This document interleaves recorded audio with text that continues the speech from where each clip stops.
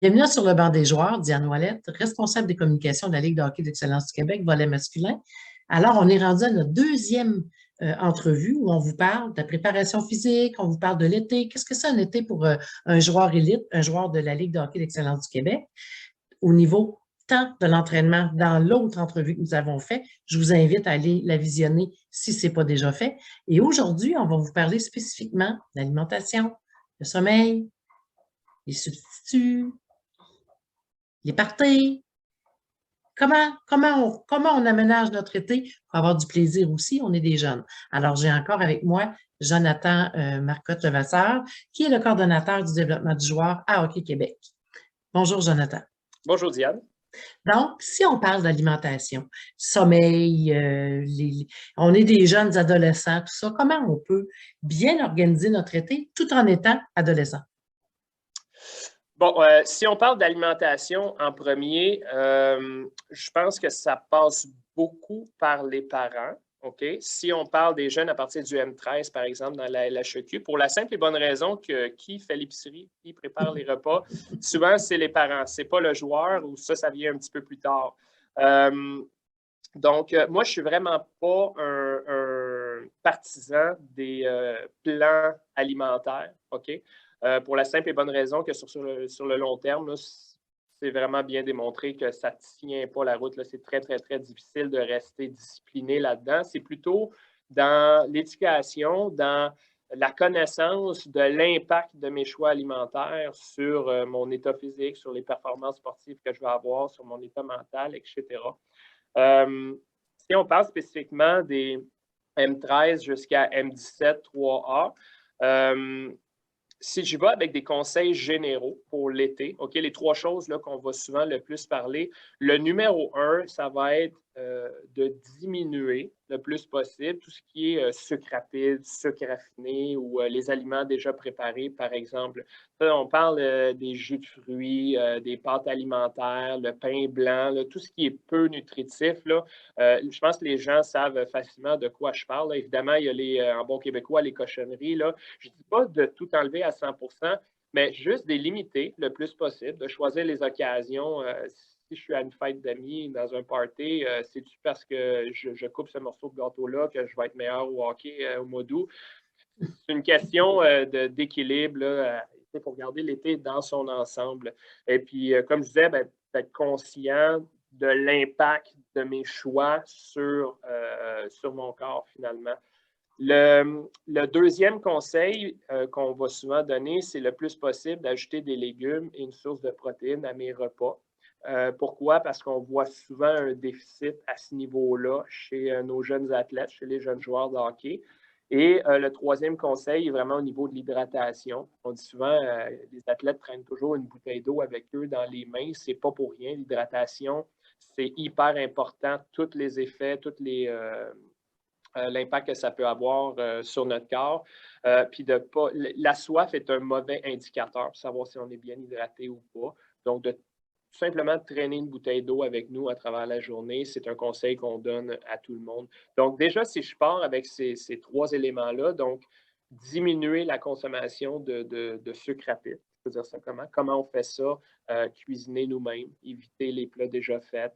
Remplacer des pâtes ou du pain blanc par un pain plus nutritif, des pizzas, par exemple. Là, tous ces éléments-là, vous pouvez facilement trouver cette information-là sur Internet, Guide alimentaire canadien, consultant un nutritionniste, par exemple, en évitant le plus possible les cochonneries quand on n'est pas dans des événements sociaux. Là, quand je suis tout seul à la maison, devant l'ordinateur, est-ce que j'ai vraiment besoin d'un verre de jus d'orange ou d'un gâteau ou d'un muffin un peu nutritif? Peut-être pas. On peut peut-être remplacer ça.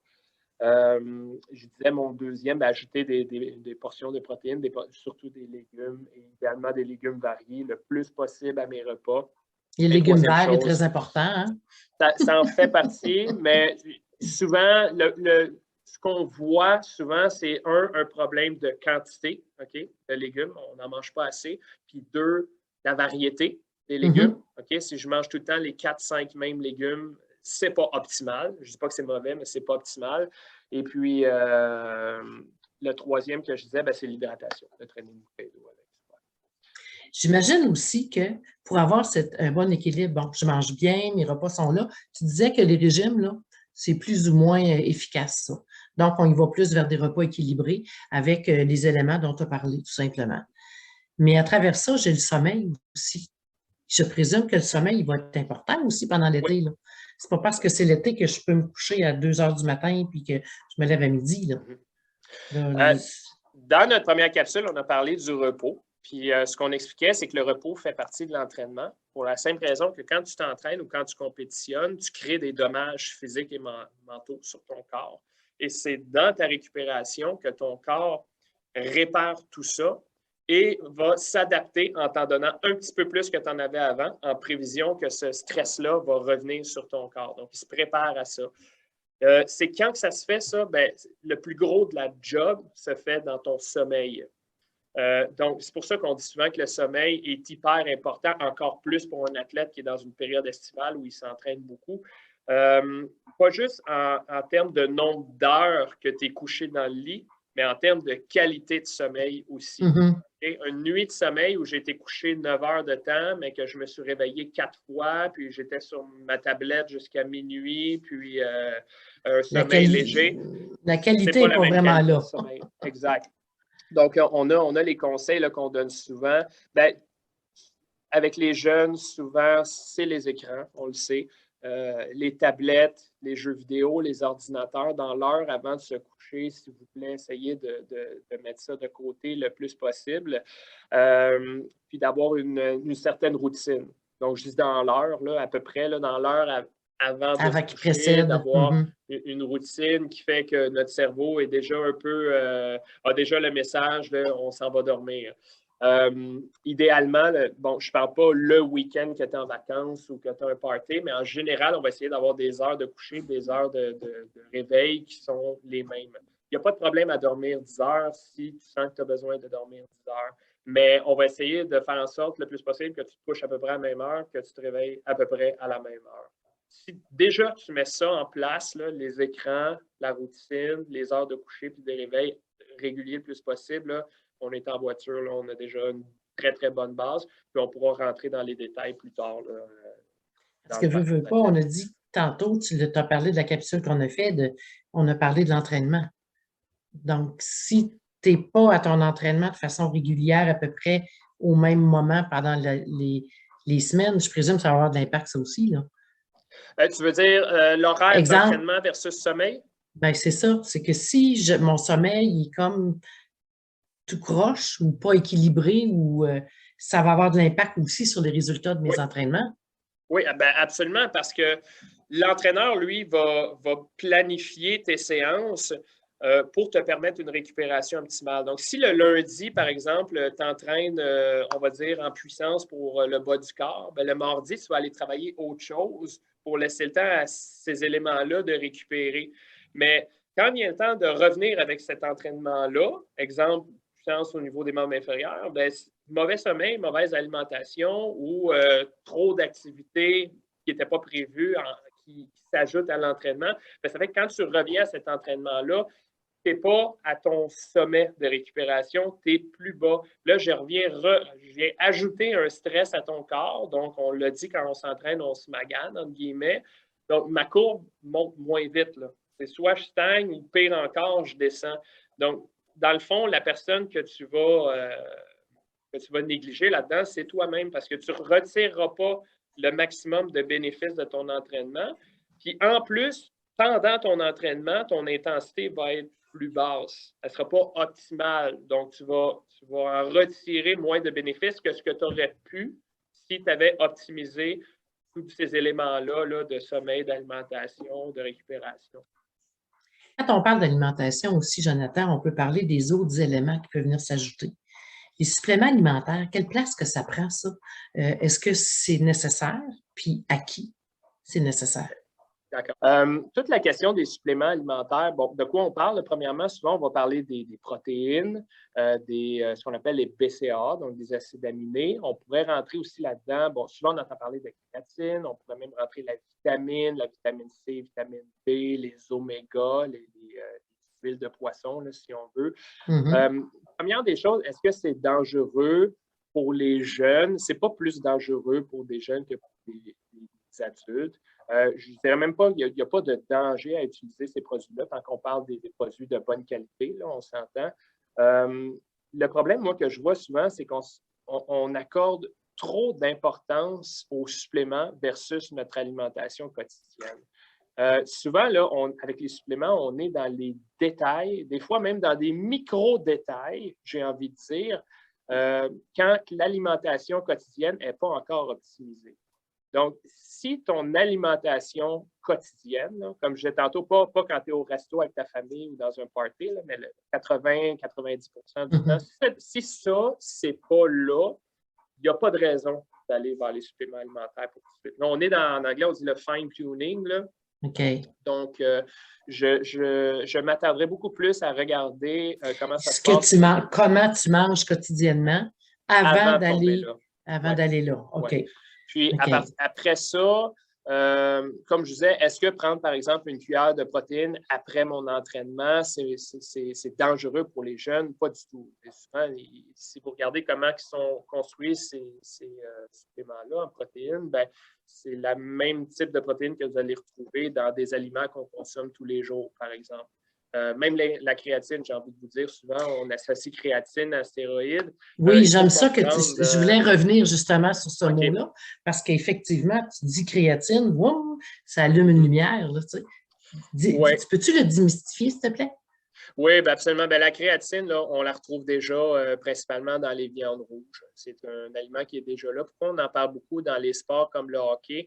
C'est que, bon, en essayant de vulgariser le plus possible, quand on fait des efforts de très haute intensité, OK, mais de courte durée, comme au hockey, par exemple, un sprint, on va utiliser comme source d'énergie, ce qu'on appelle, source d'énergie, on va dégrader ce qu'on appelle l'ATP dans le corps. Et pour régénérer ce fuel-là, si je peux dire, on a besoin, entre autres, de créatine. Donc, l'idée, c'est que si je consomme plus de créatine, ben, je vais pouvoir régénérer mon énergie plus rapidement pour mes efforts intenses et de courte durée. Donc, j'essaie de le vulgariser là, en une minute, là, mais c'est un peu ça. Donc, ça n'a rien à voir avec des stéroïdes anabolisants ou autres. C'est probablement le supplément alimentaire qui est le plus étudié scientifiquement au courant des 10 dernières années. Il n'y a pas d'effet secondaire. Ce n'est pas un aliment qui est interdit au niveau des Olympiques, par exemple, ces choses-là. Oui, ça peut créer un petit peu de rétention d'eau, qu'on appelle, par exemple. Il y a des quantités à respecter, un dosage à respecter. Mais encore là, souvent, je pense que les joueurs, pas juste les joueurs, mais la société en général, on cherche les shortcuts. Hein? On cherche le truc facile qui va me donner des résultats.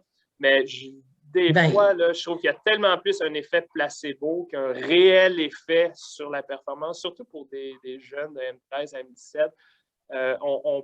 On met beaucoup d'attention là-dessus, même qu'on va mettre de l'argent là-dessus, mais le bénéfice qu'on va retirer est tellement infime versus ce qu'on peut aller chercher ailleurs dans l'alimentation, dans le sommeil, dans une bonne préparation physique sur glace et hors glace, que je pense qu'à ce niveau-là, là, M13 et M17, on n'est pas rendu là, là. Je parlais dans la première vidéo de ma pyramide, là, que plus j'ai une base large, plus mon sommet va être élevé. Bien, au niveau de l'alimentation, c'est la même chose. Puis là, quand on parle des suppléments alimentaires, on est beaucoup plus haut dans la pyramide. Donc, si on n'a pas une base solide, on ne retirera pas les bénéfices à ce niveau-là. Et ça coûte des sous, ces suppléments-là. C'est pas gratuit non plus. Donc, tu sais, tantôt, on parlait comment si moi, j'ai pas tu dis à peu près, c'est autour de 2000 $ un entraîneur physique pendant l'été. C'est très variable, mais ça donne un ordre de grandeur. Ouais. C'est ça, exactement. On ne dit pas que c'est ça que ça va coûter, mais ça peut, c'est autour d'eux. Alors, à ce moment-là, c'est bien mieux de mettre tes sous dans une bonne alimentation saine que tu fais à la maison et dans des entraînements ou sur la glace qu'avant d'aller acheter le supplément. Ben, même si on parle d'alimentation et de suppléments, moi, ça me désole de voir combien il y a de joueurs ou même de personnes qui ne vont pas hésiter à mettre 50, 60, 70 $ dans un supplément alimentaire quand ils peuvent avoir une consultation d'1 heure avec une nutritionniste qui ne va pas vraiment coûter plus cher ou en tout cas dans ces eaux-là. Avant d'aller vers les suppléments, j'irai vers les professionnels qui vont s'assurer que j'ai une bonne base. Pourquoi? Parce que les bénéfices à les retirer vont être énorme versus aller dans l'autre direction. Encore une fois, je ne dis pas que ce n'est pas mauvais, je dis juste que je l'introduirais au bon moment, puis je m'assurais que les bases soient là, parce que sinon, vous ne verrez pas beaucoup de différence, honnêtement. Ce n'est pas là que ça va se jouer, finalement. Que je peux mettre mon dollar pour en retirer le plus possible. C'est ça. Puis moi, ce que je vous dis, c'est que présentement, quand on parle d'alimentation, ce serait les spécialistes, la consultation qui, lui, va pouvoir s'assurer que j'ai une bonne base, va pouvoir l'adapter à moi, à mes besoins, puis où est-ce que je suis rendu dans mon développement. C'est plus là que je mettrais mon dollar avant. Puis lui va être en mesure de me dire si j'ai besoin d'un supplément si je peux ou non. réellement retirer un bénéfice en ajoutant des suppléments à mon alimentation quotidienne. Ça serait ça, l'action qui serait plus optimale, dans le fond. Peu importe le budget que nous avons. Faire les choses dans le bon ordre. C'est ça, exactement. Alimentation, conseils généraux, les 3 que j'ai donnés au début. OK? Donc, les sucres, ajouter légumes, protéines, l'hydratation. Déjà, on a ça en place dans notre été, on part du bon pied. Ensuite de ça, j'ajoute tous les éléments du sommeil, m'assurer d'avoir une bonne qualité de sommeil. Comment je fais ça? Numéro 1, les écrans, dans l'heure avant de se coucher. Numéro 2, avoir une bonne routine avant d'aller se coucher, essayer d'avoir une routine. Puis numéro 3, essayer d'avoir des heures régulières de coucher et de lever. Okay? Même pendant l'été. Oui, surtout pendant l'été. Surtout pendant l'été. Idéalement à l'année longue. Puis on s'entend que tout ça, ce n'est pas militaire 100% du temps. On essaie juste là, le big picture, là, je dirais le bon 80% de notre été. On essaie d'appliquer ça le plus possible. De ne pas se casser la tête parce qu'un week-end, je suis dans un party ou je suis au restaurant ou tout ça. Ce n'est pas là que ça va jouer. Okay? Ce n'est pas dans le souper où vous êtes dans un party et que là, vous avez mal mangé. Ce n'est pas ça qui va tout défaire si le reste de la semaine a bien été suivi. Là. Puis même mentalement, il faut se le permettre, évidemment. Là. Puis si on veut pousser plus loin, OK, à l'alimentation, avant d'aller vers des suppléments, j'irai vers un professionnel. Comme on a dit à l'entraînement dans le gym, au moins une consultation initiale. Et cette personne-là, elle va vous dire si oui ou non vous pouvez retirer des bénéfices d'aller chercher certains suppléments. Puis il y a tellement de suppléments qui existent que, puis même si je prends un type de supplément, il y a tellement de marques, il y a tellement une gamme de prix différente que même là, on n'aurait pas le temps dans le podcast de passer à travers, c'est sûr. C'est sûr.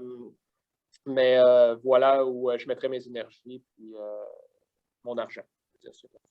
Et bien sûr, l'aspect plaisir fait toujours partie de ça pendant l'été. Tu l'as dit, ce n'est pas une sortie, ce n'est pas un repas au restaurant, ce n'est pas un party qui va venir tout briser, tout ce que vous faites comme démarche pour revenir et reprendre votre saison sur le bon pied. Exact. Ben, c'est de ne pas se culpabiliser surtout parce qu'on se permet certains écarts à différents moments dans l'été, seulement d'en être conscient. Donc, de savoir c'est quoi que ça a comme impact sur ma semaine d'entraînement. Donc, si mon party, dimanche soir, je décide de rester jusqu'à 3 heures du matin quand j'aurais pu partir à minuit, si tu décides de le faire, c'est ton choix. Mais sache que ça va avoir un impact peut-être sur ton entraînement de lundi matin à 9 heures puis sur le reste de ta semaine. Donc, c'est juste d'être conscient de ça, de ne pas non plus culpabiliser trop là, parce qu'on a certains écarts. Même les joueurs professionnels, y en ont, là, puis c'est bien correct qu'on a une santé mentale, un équilibre ici à aller chercher. Mais de garder le focus sur l'objectif qu'on s'est donné. La motivation doit venir là, principalement. Merci, Jonathan. On va souhaiter un bon été à tous ces athlètes-là. On va souhaiter qu'ils ont des bons outils, des bons conseils pour revenir au mois d'août sur la patinoire avec les équipes de la LHEQ pour connaître enfin une saison complète. On va se le souhaiter. Absolument. Merci tout le monde.